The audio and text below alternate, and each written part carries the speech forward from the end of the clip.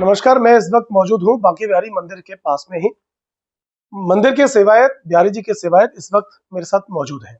इनसे हम बात करेंगे कि आखिर सुप्रीम कोर्ट के आदेश के बाद में जिस तरह से कॉरिडोर को बनाने को लेकर वृंदावन के अंदर ही दो धड़ अलग अलग बढ़ गए हैं, एक है पक्ष में और एक है विपक्ष में।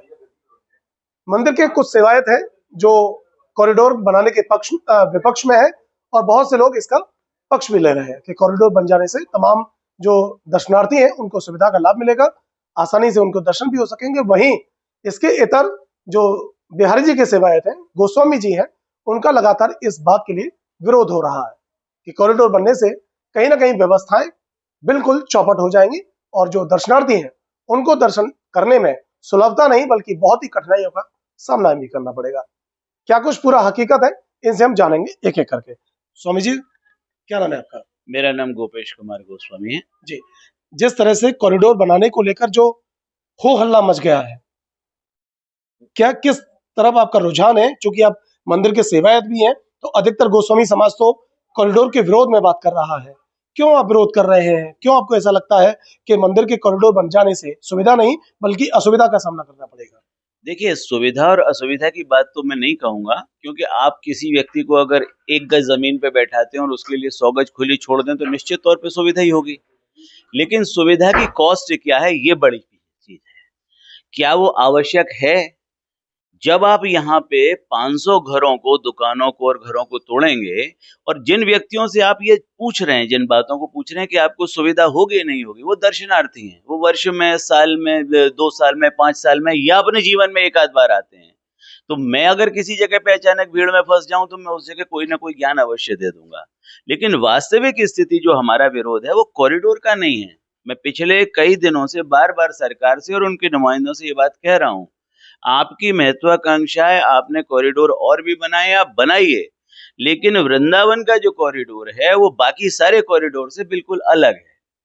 आप यमुना के उस तरफ अपनी सारी कॉरिडोर की महत्वाकांक्षा को पूरा कर रहे हैं, करिए, लेकिन जैसे ही अब वृंदावन की प्रेमाइसिस में घुसते हैं तो ये बहुत छोटा सा स्थान है, 1.25 किलोमीटर का स्थान है। यहाँ पे आपकी व्यवस्थाएं समुचित नहीं है, इसलिए लोग फंस जाते हैं। यहाँ पे रोडों का निर्माण करें, यहाँ पे गलियों की सफाई करें। आपने जो ई रिक्शा यहाँ पे छोड़ रखे हैं जिनसे पूरे शहर में जाम लगा हुआ होता है, उनकी व्यवस्था करें। और जो कुंज गलियां हैं, जो हमारा प्राकृत स्वरूप है, जिसकी हम बार बार चर्चा करते हैं, अगर आप कॉरिडोर बना भी देंगे, मैं मान लेता हूँ सुविधाएं खड़ी कर देंगे, तो उस कॉरिडोर में बिहारी जी के अलावा क्या वो कुंज गलियां होंगी? वो 500-400 वर्ष पुराने मोहल्ले होंगे? क्या वो लोग होंगे? क्या वो कुंज लताएं होंगी? तो ये सब कुछ जो नेचुरल था, पहले तो आपने लता पता वृंदावन में कंक्रीट का महल बना के खत्म कर दी, गाय यहाँ से खत्म हो गई, अब बचे यहाँ के ब्रजवासी, तो अंत में ब्रजवासी भी खत्म कर दोगे आप और कुंज गलियों को भी खत्म कर दोगे। तो बिहारी जी के दर्शन का महत्व, ब्रज, हम जब वृंदावन आते हैं तो ब्रज की एक वास्तविक स्वरूप का दर्शन करने आते हैं। आज भी लोग कहते हैं कि वृंदावन वैसा नहीं रहा। कैसा? जैसा हमने श्रीमद् भागवत में कभी पढ़ा था। तो वो वृंदावन स्वरूप को नष्ट करके एक आर्टिफिशियल वृंदावन का निर्माण करके प्राइवेट लिमिटेड कंपनी को चलाने की जो सरकार कोशिश कर रही है, विरोध उसका है। सरकार अपने कॉरिडोर को बनाए, अपनी महत्वाकांक्षा को अवश्य पूरा करे, लेकिन कुंज गलियों को उसी स्वरूप में रहने दे, एक अच्छा सुंदर साफ मार्ग दे। जिस तरीके से उनकी परियोजना है वो सारी की सारी वृंदावन में यमुना के उस तरफ है, लेकिन गोस्वामियों को यहाँ से हटाना उनकी एक महत्वाकांक्षा हो गई है, ताकि उनका बिहारी जी के मंदिर पर आधिपत्य हो जाए। कॉरिडोर बनाना अलग चीज है और बिहारी जी के मंदिर का आधिपत्य एक अलग चीज है। इसलिए मैं इस चीज का विरोध करता हूँ। अधिकारी बैठें, समझें, और महात्मा जी को भी मैं बार बार संदेश देता हूँ। 2015 में उन्होंने इसी कॉरिडोर का विरोध किया था, और उस समय मैंने उनसे कहा था कि वृंदावन कुंजन करीलल कछारन को, कालिंदी कूल और कदम्बन की डारन को, न तो वृंदावन में कालिंदी का स्वरूप आप रख पाए, न कुंज निकुंज रह पाएंगे, न यहाँ पे कछार होंगी, न या कदम्ब होंगे, तो वृंदावन बचेगा कहाँ? आप यहाँ पे हाथी घोड़े पत्थरों की बड़ी बड़ी मूर्तियां बना देंगे कॉरिडोर में, लोग भूल जाएंगे कुछ समय बाद, पर जब कोई इतिहास पढ़ेगा तो पूछेगा वृंदावन कहाँ है। तो प्रश्न हमारा वृंदावन को जीवित रखने का है। आप कॉरिडोर का निर्माण करिए, आपके लिए हमारी शुभकामनाएं, लेकिन किस कीमत पर? 500 परिवारों को उजाड़ के? तो उजाड़ना बहुत अधिक आवश्यक हो, लोग तो आएंगे, आप संख्या बल में भेज सकते हैं उनको। मैं बार बार कहता हूँ, तिरुपति में 88,000 लोग दर्शन करते हैं, सरकार कोई जवाब नहीं देती, यहाँ 3 लाख क्यों करेंगे? लेकिन आप 3 लाख, 4 लाख, 5 लाख कराने पे आमादा हैं, ताकि अव्यवस्था हो और हम ये दिखाएं कि मंदिर जिम्मेदार है। मंदिर जिम्मेदार नहीं है, जिम्मेदार आप हैं। तो ये व्यवस्था को संभालें, उनका काम है रोड को संभालना, उनका काम है सड़क की सफाई करना, उनका काम है ट्रैफिक का इंतजाम करना, उनका काम। आज आप लाइट की सप्लाई नहीं कर पा रहे हैं वृंदावन में, तो कैसे वृंदावन का निर्माण होगा? या तो आप इस वृंदावन को अलग कर देंगे एक पीछे, और एक कॉरिडोर वाले वृंदावन को जनता को दिखाएंगे कि ये वृंदावन है, देखिए हमने बना दिया। तो वो क्या कॉरिडोर वृंदावन हो जाएगा, जिसमें न कोई रहेगा, न कोई बसेगा, न कुछ होगा? वहां चंद दुकानें होंगी, कुछ यहाँ के लोगों को दी जाएंगी और 75% बाहर के लोगों को दे दी जाएंगी, जैसा आपने अयोध्या में किया, जैसा आपने बनारस में किया।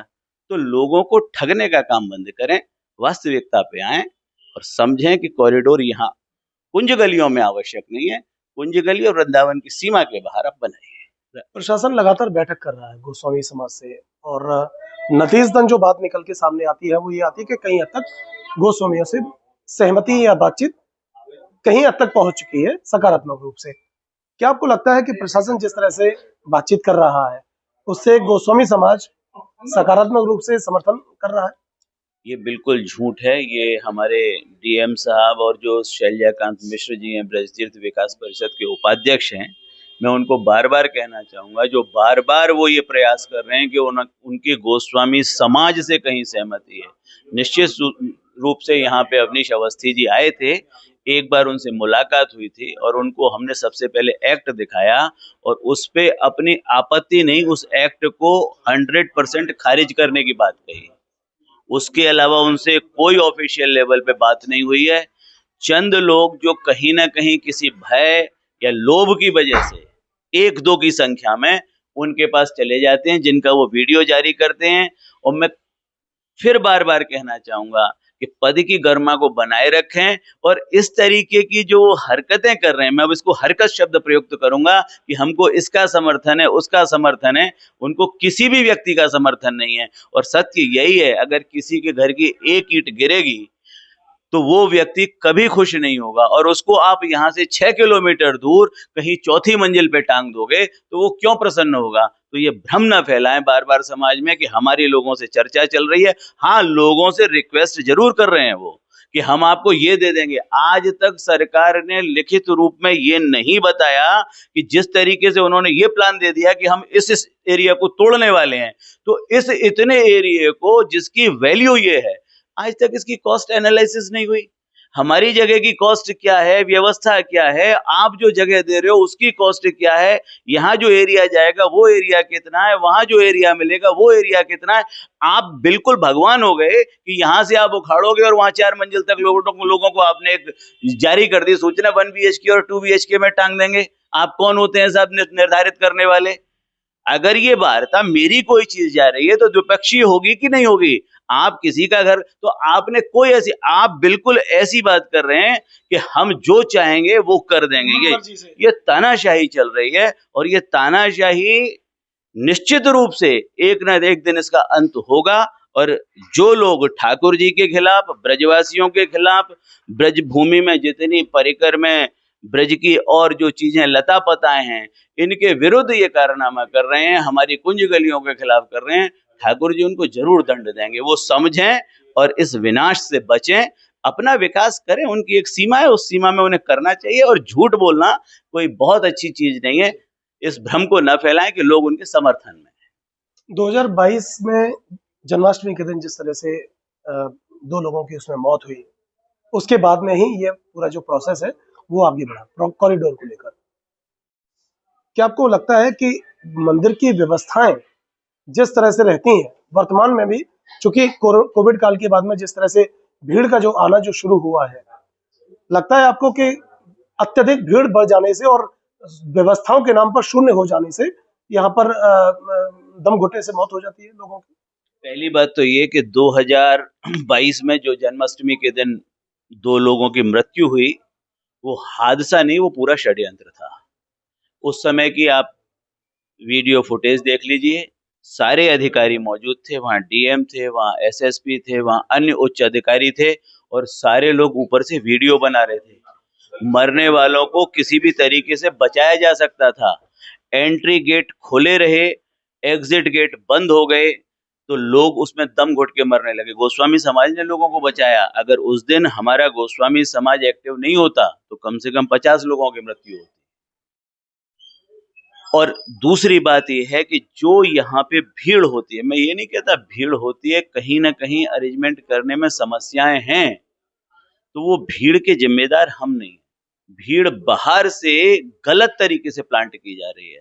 और 2016 से, दूसरी बात बार बार मैं जानकारी दे दूं आपको कि 2016 से 1 जुलाई 2016 से बिहारी जी के मंदिर की प्रबंध समिति अस्तित्व में नहीं है। ये सारा का सारा कार्य सिविल जज जूनियर डिवीजन मथुरा संभालते हैं और वो सारी पावर डीएम साहब को और प्रशासन को और पुलिस विभाग को देके रखते हैं। मंदिर के चारों तरफ 320 पुलिसकर्मी तैनात हैं। आपको क्या 320 पुलिसकर्मी कहीं दिखते हैं? 320 पुलिसकर्मी हिला देते हैं पूरे शहर को। यही पुलिसकर्मी एक्टिव हो जाते हैं जिस दिन कोई राज्य मंत्री आता है, जिस दिन कोई मुख्यमंत्री आता है, जिस दिन कोई राज्यपाल आता है, जिस दिन कोई बड़ा नेता आता है, तब कैसे व्यवस्था बन जाती है। आम आदमी के लिए जब व्यवस्था होगी तो आप सड़कों पे ढकेलें खड़ी होंगी, स्कूटर खड़े होंगे, ई रिक्शा चल रहे होंगे। जब कोई व्यवस्थित व्यक्ति, बड़ा अधिकारी, उच्च अधिकारी आएगा तो सारी गलियां साफ कर दी जाएंगी। तो मैं तो मुख्यमंत्री जी जब कहता हूं, जब आप आते हैं और आपको गलियां साफ मिलती हैं तो फिर आप कैसे कहते हैं कि वृंदावन में व्यवस्था अव्यवस्था? या तो आप उस अव्यवस्था में से गुजरें एक बार और उसका आनंद लें, आपको पता चले कि आपके अधिकारी क्या कर रहे हैं, या फिर ये मान लें कि आप जब आते हैं पूरी व्यवस्था है तो यहाँ कोई अव्यवस्था नहीं है। एक चीज पे आपको चलना पड़ेगा। मैं अपने लिए सारी व्यवस्था कर लूं, मैं जनता के द्वारा चुना हुआ व्यक्ति हूं, मुझे ये बात समझनी चाहिए। और मैं आज जो हमारे देश में व्यवस्था चल रही है, सभी बड़े बड़े राजनीतिज्ञों को ये संदेश देना चाहता हूं। जब आप पद पे नहीं होते हो तब आप सड़कों पे चलते हो, आप भूला मत करो वो सड़कें बदली नहीं है। इस देश को बदलने का प्रयास करो। इस देश तोड़ के नहीं बदला जाएगा। हम किसी व्यक्ति में भी कोई भी भावना अगर भरते हैं तो उसकी गर्दन नहीं काट देते कि इसको नया बनाएंगे। उसी व्यक्ति को सुधारते हैं, उसी व्यक्ति को संभालते हैं, उसी व्यक्ति को नया रंग रूप देते हैं, उसी में नई बातें भरते हैं, तभी व्यक्ति बदलता है। समाज सिखाता है ना, शिक्षा किसको कहते हैं। तो सरकार की जो मंशा है, सरकार के संग जो अधिकारी यहाँ पे आए हुए हैं, उनकी जो मंशा है, कहीं ना कहीं गोस्वामी समाज से एक वैमनस्य सा लगता है। वो किसी भी स्तर पे वार्ता नहीं करना चाहते। प्रतिपल उनकी जो भी संवेदनशीलता है वो शून्य हो चुकी है। और किसी भी बात को अगर उनसे 10 मिनट बैठ के चर्चा कर लो तो बड़ी पॉजिटिव बात हुई और वो तैयार हैं। वो एक झूठ बोल देते हैं। अगर उनको कोई 10 गज जमीन के कागज जिसके पास हो गलती से, वो अगर गलती से वहां चला जाए तो कहते साहब हमारे पास तो 2 लोगों का वहां के किसी फलानी व्यक्ति का समर्थन है। अरे आप 250 घरों को तोड़ रहे हैं किसी एक व्यक्ति का, क्योंकि इतना तो सभी दुनिया में चलता है, साजिशें तो खूब हो रही हैं। तो ये न समझें कि ये व्यवस्था आप कर रहे हैं। व्यवस्था बैठ के होगी, समझ के होगी, विचार करके होगी। महत्वाकांक्षा से आप इस व्यवस्था को नहीं कर पाएंगे। हमारा इसलिए घोर विरोध है एक्ट का भी। और कॉरिडोर जिस तरीके से कुंज गलियों में प्रवेश कर रहा है और गोस्वामी समाज के घरों को नेस्तनाबूद करने पे उनको इस व्यवस्था से उखाड़ने की कोशिश की जा रही है, इसका घोर विरोध है। चलिए।